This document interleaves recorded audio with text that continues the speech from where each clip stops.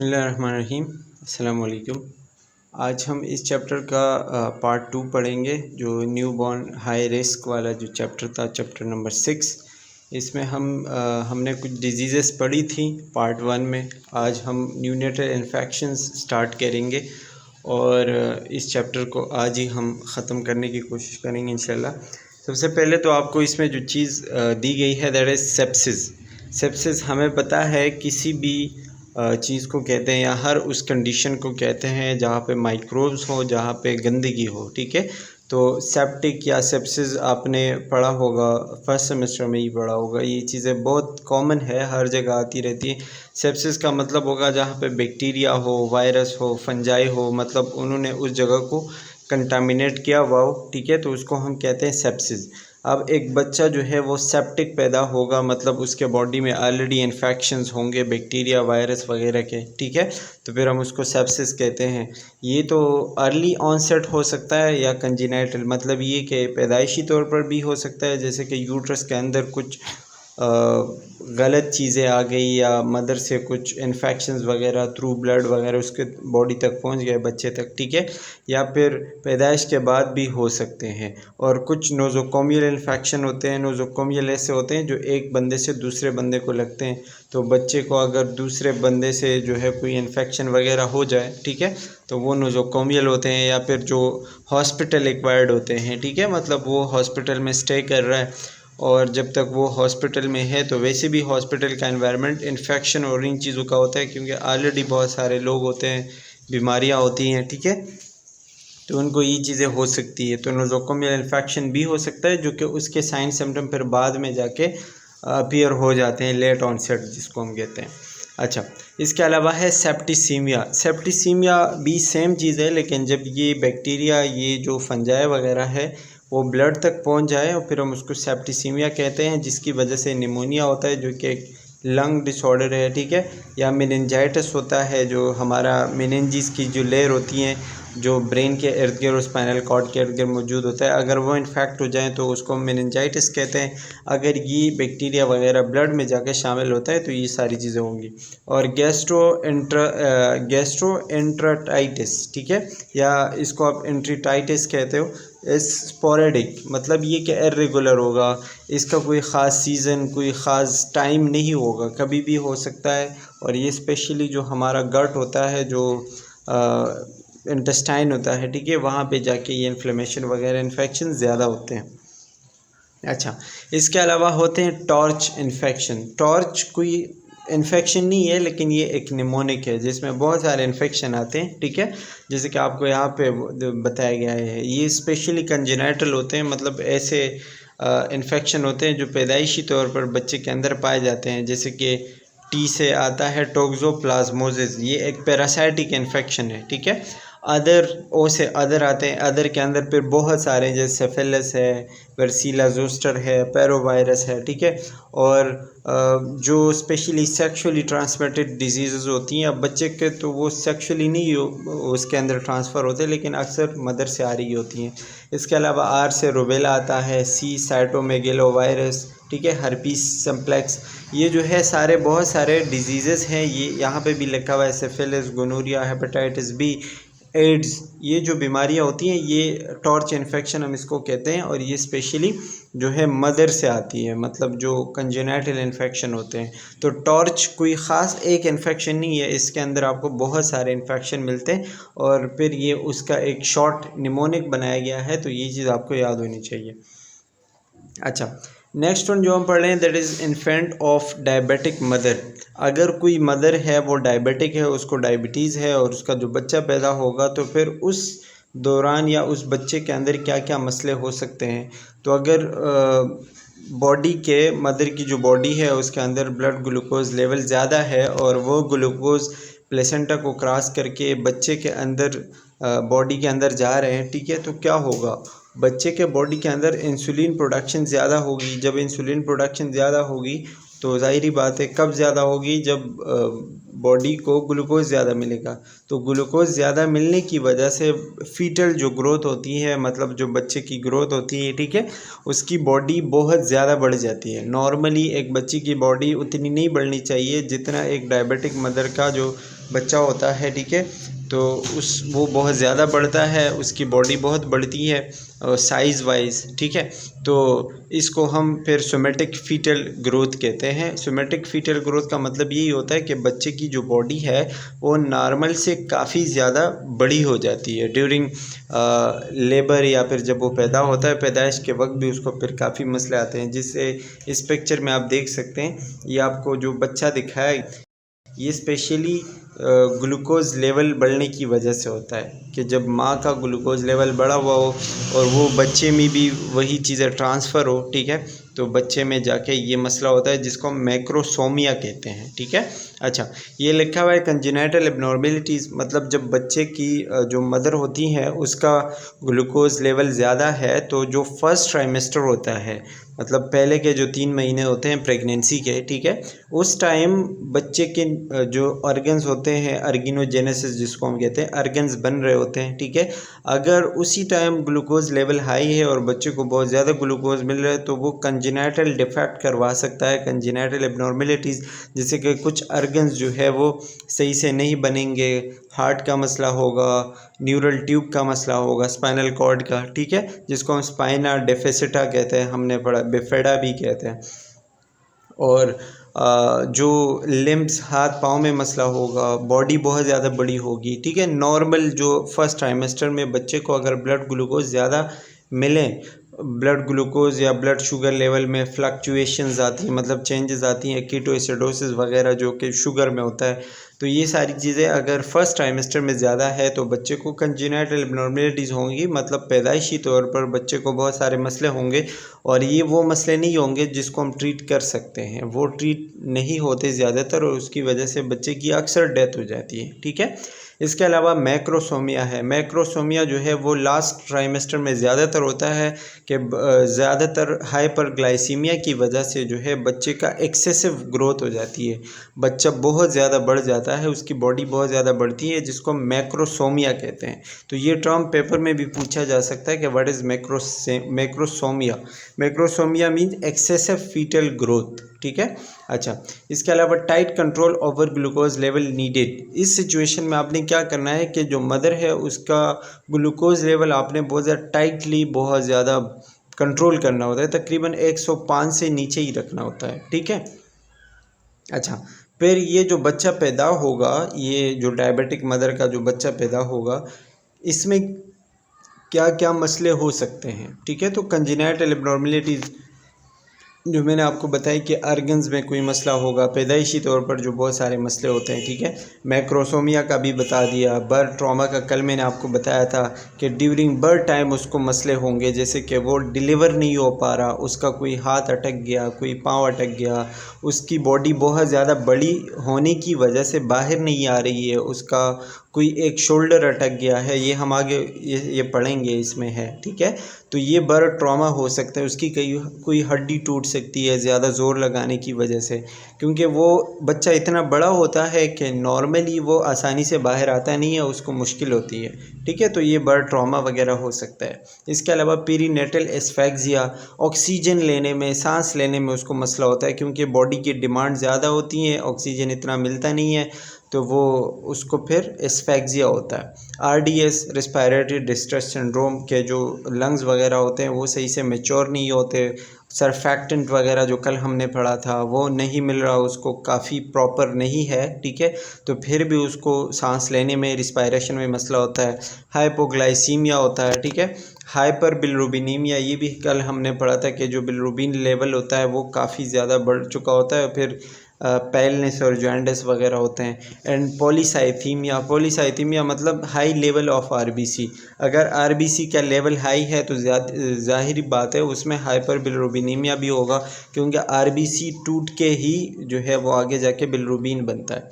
अब अगर किसी के बॉडी में आरबीसी ज़्यादा है तो वो बिलिरुबिन भी ज़्यादा बनेगा, जब बिलिरुबिन ज़्यादा बनेगा तो वो हाइपर बिलिरुबिनीमिया में जाएगा और बच्चे को जॉन्डिस या पीलिया वगैरह हो सकता है। अच्छा, इसके अलावा इन्फेंट ऑफ डायबिटिक मदर, मतलब जो जब बच्चा वो पैदा होगा तो आपको उसके अंदर कैसे कैसे कैरेक्टर्स या किस किस तरह के साइन सिम्टम मिलेंगे।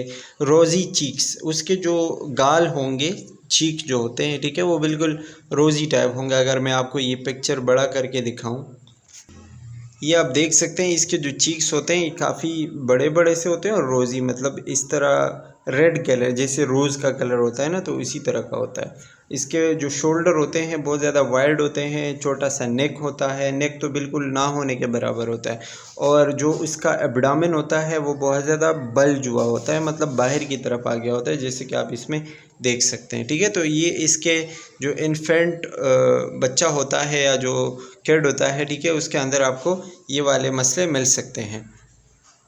अच्छा जी, ये आपको वही बताया गया है कि एक्सेसिव सबकुटेनियस फैट होगा, फैट उसके बॉडी में उसके स्किन के नीचे बहुत ज़्यादा मिलेगा, डिस्टेंडेड एब्डोमेन, एब्डोमेन जो है बाहर की तरफ होगा, शॉर्ट नेक होगा, रोजी चीक्स से होंगे। अब एज ए नर्स आप इसको कैसे मैनेज करेंगे, किस तरीके से आप इसकी मैनेजमेंट करेंगे, तो जाहिर आपने इसमें क्या करना है, क्योंकि ग्लूकोज़ के लेवल की वजह से ये होता है, तो आपने ग्लूकोज़ का लेवल 3 से 4 घंटे के बाद चेक करना होता है। हर 3-4 घंटे बाद आपने ग्लूकोज़ का लेवल चेक करना होता है और तकरीबन 40 के अबव रखना है, ठीक है। 2 से 3 घंटे के बाद आपने फीड देना होता है। ग्लूकोज़ लेवल आईवी अगर मतलब बहुत कम हो गया है, ठीक है, तो आपने आईवी ग्लूकोज़ देना है। इसके अलावा बिलिरुबिन लेवल चेक करना है, और जो न्यूट्रल थर्मल टेम्परेचर होता है, मतलब जो बॉडी का टेम्परेचर होता है, जैसे 37 चाहिए तो वो टेम्परेचर आपने मेंटेन रखना है ताकि वो बॉडी कोल्ड स्ट्रेस में ना जाए, मतलब वो बहुत ज़्यादा ठंडी ना हो। जैसे कि टेम्परेचर बहुत कम हो गया, 35 पे आ गया, 30 पे आ गया, 33 पे आ गया, तो फिर वो बच्चा कोल्ड स्ट्रेस में चला जाता है, क्योंकि टेम्परेचर बॉडी का कम हो जाता है, जिसकी वजह से जो नॉर्मल फंक्शनिंग होती है बॉडी की वो नहीं हो पाती, और बहुत सारे मसले उसकी वजह से भी हो सकते हैं। तो जो थर्मल इन्वायरमेंट होता है जो न्यूट्रल होगा, मतलब जो बॉडी को चाहिए 37 या 36 से 37.5, ठीक है, इतना टेम्परेचर बॉडी को चाहिए होता है, तो वो आपने मेंटेन रखना होता है। अच्छा जी, नेक्स्ट वन जो हम पढ़ रहे हैं that is birth weight variations. ये हम ऑलरेडी पढ़ भी चुके हैं एक चैप्टर में, लेकिन इसमें एक ओवरव्यू है, चीज़ें थोड़ी सी डिटेल से बताई गई है, तो वो हम डिस्कस करेंगे, और ये थोड़ा सा जल्दी पढ़ेंगे क्योंकि already we have discussed it, ठीक है।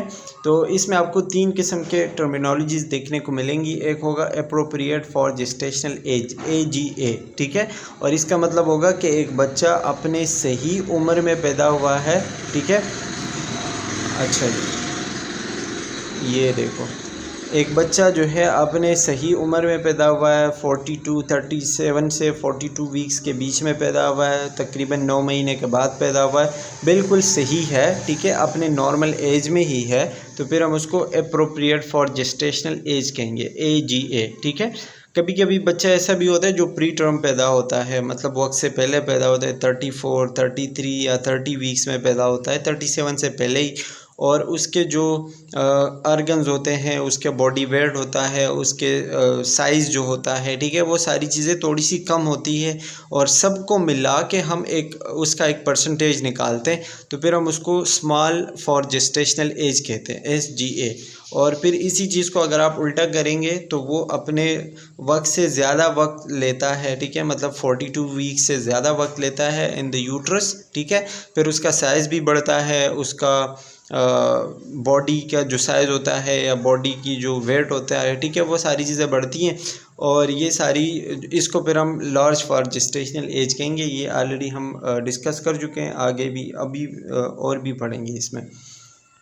अच्छा, SGA जो होता है स्मॉल फॉर जेस्टेशनल एज, ठीक है, इसका ये आपको कैसे पता चलेगा कि एक बच्चा इस कंडीशन में है, तो उसका वेट तकरीबन 5 पाउंड से कम होगा। 5 पाउंड बनता है तकरीबन कुछ 2.5 किलोग्राम, ठीक है, 2.5 kg बनता है। अब अगर एक बच्चे का वेट इससे कम है तो वो स्मॉल फॉर जेस्टेशनल एज कहलाएगा, और तकरीबन 10% से कम हो, बिलो द 10% हो, ठीक है। जिस तरह 10% का मतलब ये होता है कि सिर्फ वेट नहीं, बॉडी का साइज़, बॉडी का वेट, ठीक है, और उसका जो जेस्टेशनल एज होगा, वो सब कुछ मिला के हम एक परसेंटेज निकालते हैं। अगर वो 10% से कम है तो स्मॉल फॉर जेस्टेशनल एज कहलाता है, ठीक है। अच्छा, इसमें एक और लिखा हुआ है IUGR। IUGR का मतलब होता है इंट्रा यूट्राइन ग्रोथ रिस्ट्रिक्शन, ठीक है। इसमें क्या होता है कि नाम से ही पता चलता है कि जब यूट्रस में बच्चे की ग्रोथ नहीं होती, बच्चा एक जितना उसको उसकी ग्रोथ होनी चाहिए उतनी होती नहीं है, जो एक्सपेक्टेड ग्रोथ होती है, ठीक है, वहाँ तक वो पहुँचता नहीं है, बच्चा छोटा रह जाता है, उसकी बॉडी छोटी रह जाती है। और ये एक पैथोलॉजिकल कंडीशन है, मतलब ये एक मसला हो सकता है, एक बीमारी हो सकती है या फिर एक ख़तरनाक कंडीशन हो सकती है, ठीक है। अच्छा, ये जो बच्चा पैदा होगा इसके आपको क्या क्या कैरेक्टर्स मिलेंगे, क्या क्या मसले आपको इसके अंदर मिलेंगे। तो सबसे पहले डिक्रीज़ ब्रेस्ट टिश्यू, मतलब जो चेस्ट कैविटी के अंदर जो टिश्यू होते हैं या ब्रेस्ट टिश्यू होते हैं वो बहुत कम होंगे। और वक्त के साथ साथ वो, जैसे कि फॉर एग्ज़ाम्पल एक फ़ीमेल है तो वक्त के साथ साथ उसके ब्रेस्ट डेवलपमेंट होने लगता है, लेकिन अगर एक बच्चा इसके साथ पैदा हुआ है तो उसके ब्रेस्ट टिश्यू जो है बहुत कम होते हैं। इसके अलावा स्केफॉइड एब्डोमेन या संकन, संकन का मतलब होता है कि बिल्कुल नीचे की तरफ एब्डोमेन गया होता है उसका जो पेट होता है, ठीक है, आपको लगेगा एक खड्डा सा बना हुआ है। अच्छा, वाइट सूचर्स, सूचर जो होते हैं ये हमारे स्कल की जो हड्डियां होती हैं उसको कहते हैं। तो ये बहुत अपने एरिया से काफ़ी दूर जा चुके होते हैं, मतलब ये काफ़ी बड़े बड़े होते हैं, काफ़ी उसके हेड का साइज़ बड़ा होगा। Thin umbilical cord, umbilical cord जो है वो काफ़ी बारीक होता है, बहुत छोटा सा होता है। Head large in than body, ये तो बता दिया। वेस्टेड अपीयरेंस टू एक्सट्रीमिटीज़, जो उसके जो एक्सट्रीमिटीज़ होंगे, हाथ पाँव होंगे बहुत ज़्यादा छोटे छोटे से होंगे, कमज़ोर होंगे, और फैट जो है उसके बॉडी में बहुत कम होगा। ये आपको एक बच्चे की पिक्चर दिखाई गई है, मैं आपको दिखाता हूँ। अच्छा, ये आप देख सकते हैं, पिक्चर ज़्यादा क्लियर नहीं है, लेकिन ये जो बच्चा है काफ़ी इसका बॉडी का साइज़ जो है वो छोटा है, हेड उसका बड़ा है, हाथ पाँव उसके बहुत छोटे छोटे से हैं, ठीक है। एब्डोमेन भी कुछ इतना ख़ास नहीं है। तो ये स्मॉल फॉर जेस्टेशनल एज में आप इसको काउंट कर सकते हैं, या फिर उसके अंदर आपको ये साइन सिम्टम्स मिलेंगे, ठीक है। अच्छा, इसके अलावा जो इसके अंदर मसले हो सकते हैं मज़ीद, वो पेरिनेटल एस्फेक्सिया हो सकता है, बता दिया है कि ऑक्सीजन की कमी हो सकती है, सांस लेने में मुश्किल हो सकती है, ठीक है। हाइपोथर्मिया मतलब lake of brown fat, brown fat body के अंदर एक फैट का किस्म होता है जो कि बॉडी के टेम्परेचर को मेंटेन करने में हेल्प करता है। जब वो यूज़ होता है, ठीक है, तो उसकी वजह से बॉडी के अंदर हीट प्रोड्यूस होती है। लेकिन जब वो फैट कम हो, वो बॉडी के अंदर नहीं हो, तो हीट प्रोड्यूस नहीं होता। जब हीट नहीं प्रोड्यूस होगा तो क्या होगा, हाइपोथर्मिया में बच्चा चला जाएगा और उसके बॉडी के अंदर हीट की कमी होगी, मतलब वो कोल्ड स्ट्रेस में रहेगा। हाइपोग्लाइसीमिया होगा, जो ग्लूकोज लेवल है, ग्लाइकोजन नहीं स्टोर होगा, ग्लूकोज का लेवल कम होगा। पॉलीसाइथीमिया, ये मैंने आपको बता दिया कि रेड ब्लड सेल उसके बॉडी के अंदर काफ़ी एबनॉर्मली हाई होंगे, ठीक है। और मेकोनियम एस्पायरेशन, ये मैंने कल आपको बता दिया था कि meconium is the first stool of the baby. जब वो यूट्रस के अंदर पास करता है, ठीक है, यूट्रस के अंदर जब वो स्टूल पास करेगा तो अम्बिलिकल कॉर्ड में नॉर्मली वो चीज़ें बाहर आती है, लेकिन अम्बिलिकल कॉर्ड जब थिन हो, जब ख़राब हो, तो वो वहाँ ही रहता है यूट्रस के अंदर। वो कभी कभी वो बच्चा एस्पायरेट कर देता है, मतलब उसके बॉडी के अंदर ही चला जाता है थ्रू माउथ, ठीक है, लंग्स तक जाता है, ट्रेकिया में जाता है, तो फिर उसको मेकोनियम एस्पायरेशन कहते हैं। तो ये सारी चीज़ें आपको एक स्मॉल फॉर जेस्टेशनल एज वाले बच्चे में मिलेंगी, ठीक है। अच्छा, इसके नर्सिंग मैनेजमेंट बहुत इजी है कि आपने जो है बच्चे को बार बार फीडिंग करवानी है। हाइपोग्लाइसीमिया होता है तो आपने ग्लूकोज का लेवल चेक करना होता है, मोनीटर करना होता है, ठीक है। IV इन्फ्यूजन, अगर मतलब ग्लूकोज लेवल मेंटेन नहीं हो पा रहा, ठीक है, तो आपने जो 10% डेक्सट्रोज होता है ग्लूकोज का, ठीक है, वो आपने देना होता है। डेली उसका वेट चेक करना होता है, उसको रेस्ट देना होता है ताकि वो मेटाबॉलिज्म वाली जो चीज़ें हैं वो थोड़ी सी कम हो और उसका वेट गेन हो, ठीक है। और इसके अलावा जो पॉलीसाइथीमिया होगा रेड ब्लड सेल का, ठीक है, तो वो आपने बार बार चेक करना होता है कि वो कहीं ज़्यादा तो नहीं हो रहा। तो ये आपके एज ए नर्स रिस्पॉन्सिबिलिटीज़ होंगी, ठीक है। अब आते हैं LGA पे, लार्ज फॉर जेस्टेशनल एज, और इसमें मैंने आपको बता दिया है कि स्मॉल फॉर जेस्टेशनल एज का उल्टा होगा, ठीक है।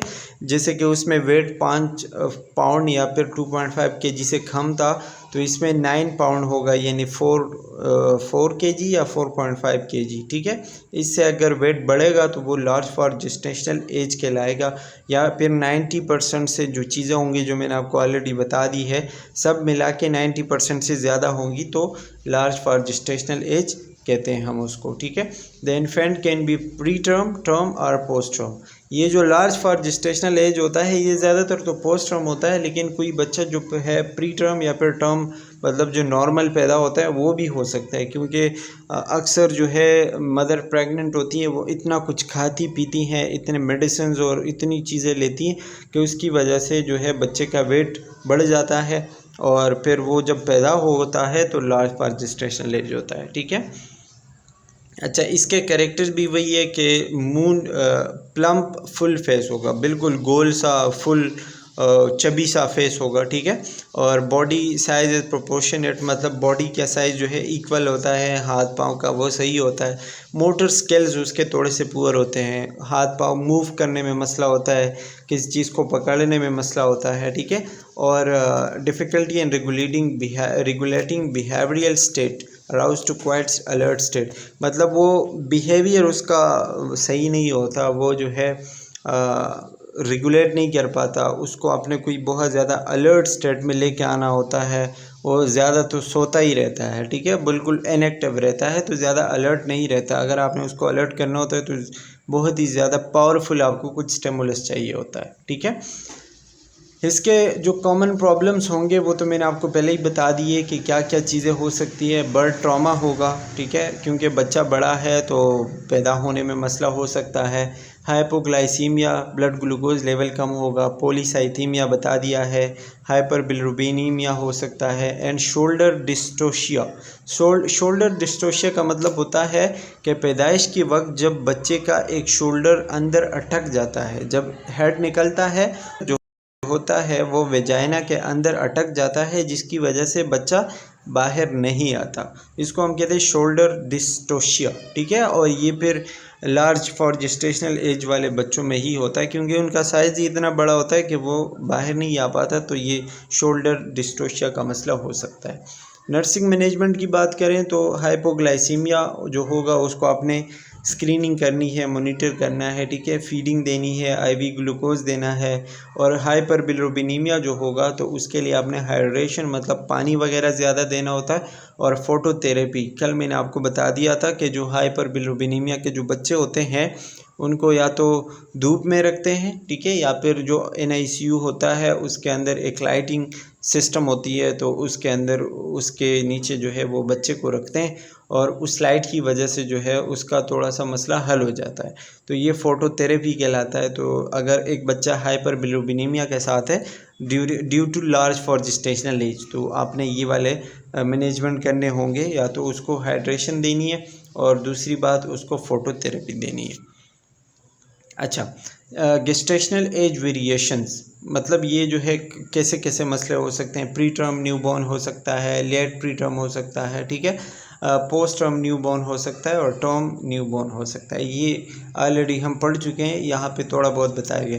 जैसे पोस्ट टर्म होगा, पोस्ट टर्म का मतलब होता है कि एक बच्चा अपने वक्त से ज़्यादा वक्त लेता है यूट्रस में। जैसे नॉर्मली 42 वीक्स होते हैं, तो 42 वीक से अगर ज़्यादा वक्त लेता है बच्चा, 43, 44, 45, ठीक है, जैसे कि 9 महीने का टाइम है तो बच्चा 10 महीने बाद पैदा होता है, तो ये पोस्ट टर्म बेबी कहलाएगा। और जब एक बच्चा इस हद तक पहुंचता है, मतलब एक बच्चा 42 हफ्तों से ज़्यादा वक्त लेता है, तो 42 हफ्ते के बाद जो प्लेसेंटा होता है उसकी एबिलिटी कम हो जाती है, मतलब वो ख़राब होना शुरू हो जाता है, ठीक है, क्योंकि उसका टाइम इतना ही होता है 42 वीक्स, तो फिर वो ख़राब होना शुरू हो जाता है, तो बच्चे को फिर अंदर मसले होना शुरू हो जाता है, क्योंकि उसको सारी चीज़ें थ्रू प्लेसेंटा मिलती है, तो फिर बच्चे को मसले होते हैं, ठीक है। पोस्ट टर्म न्यूबॉर्न जो पैदा होगा तो उसके साथ क्या क्या मसले हो सकते हैं। तो न्यूबॉर्न इमिशिएटेड, मतलब ये कि इमिशिएटेड का मतलब क्या होगा, वीक हो सकता है या फिर उसको बहुत ज़्यादा मसले हो सकते हैं, ठीक है, या नॉर्मल बच्चे के जो करैक्टर होंगे वो उसमें नहीं होंगे। अच्छा, मेकोनियम स्टैंड, मेकोनियम का मैंने आपको बता दिया जो फर्स्ट टूल होता है, तो ज़ाहिर बात है वो स्टूल पास करेगा यूट्रस और वो वही उसके बॉडी के आके ऊपर लगेगा, तो उसके नेल्स, उसका फेस, उसकी बॉडी सारा उस चीज़ से स्टेन हो चुका होगा, मतलब उसका कलर उसके ऊपर लग चुका होगा, ठीक है। हेयर और नेल जो होंगे उसके बड़े हो चुके होंगे ज़्यादातर। ड्राई पीलिंग स्किन, जो उसकी स्किन होगी, ठीक है, आपको ऐसा लग रहा होगा कि ये जल रही है, ठीक है, पीलिंग, जैसे आप किसी चीज़ से छिलका उतार रहे हो ना, तो इस तरह होगा। अच्छा, creases cover souls, creases cover soul का मतलब ये होता है कि जो पाँव की जो पीछे वाला साइड होता है, पता नहीं क्या कहते हैं उसको, ठीक है, तो उसके ऊपर आपको क्रीसेस मिलेंगे, मतलब लाइंस मिलेंगे। नॉर्मली लाइंस होती हैं लेकिन ये कुछ ज़्यादा ही होंगी, ठीक है। इस सिचुएशन में क्रीसेस कवर सोल्स होंगी। सोल्स उसी को कहते हैं, हथेली को कहते हैं आई थिंक, लेकिन पता नहीं ये पाँव के नीचे वाला हिस्से को क्या कहते हैं। और लिमिटेड वर्निक्स एंड लुनेगो, लिमिटेड वर्निक्स और लुनेगो का मतलब ये होता है कि वर्निक्स का मतलब होता है कि वक्त के साथ साथ जो बच्चे की स्किन होती है वो सही होती जाती है, लेकिन यहाँ पे जो है मसला ये होता है कि जो इस किस्म का बच्चा होगा उसकी स्किन आपको ड्राई नज़र आएंगी, वाइट कलर की नज़र आएंगी और वो सही नहीं होंगी। एंड लिनेगो जो हेयर होता है ना, जैसे एक बच्चा होता है तो उसके फेस पे पैदा होता है ना, तो उसके फेस पे उसकी बॉडी के ऊपर आपको छोटे छोटे बाल नज़र आएंगे, तो वो चीज़ें उसके ऊपर होंगी। नॉर्मली वो बाल जो है वो वक्त के साथ साथ कम होते हैं, जड़ जाते हैं, ख़त्म हो जाते हैं, लेकिन ये जो होंगे ये उसके बॉडी के ऊपर मौजूद होते हैं और काफ़ी टाइम तक वो रहते हैं। ये पोस्ट ट्रम न्यू बॉर्न वाले कैरेक्टर हैं सारे। अच्छा, इसकी नर्सिंग मैनेजमेंट क्या है कि आपने ग्लूकोज लेवल चेक करना है, फीडिंग देनी है, टेम्परेचर वगैरह और पॉलीसाइथीमिया वगैरह सारी चीज़ों में जो है नर्सिंग मैनेजमेंट तकरीबन एक ही है, बार बार एक ही चीज़ रिपीट हो रही है। अच्छा जी, ये प्री टर्म इन्फेंट है नेक्स्ट, ये हम नेक्स्ट पार्ट में पढ़ेंगे क्योंकि अभी तक वीडियो काफ़ी लंबी हो चुकी हैं और चीज़ें ज़्यादा हो चुकी हैं, तो ये पार्ट 3 हम डिस्कस करेंगे 85 स्लाइड तक, फिर ये उसमें हम कवर कर लेंगे इंशाल्लाह। So that's all for today, thank you for watching, take care.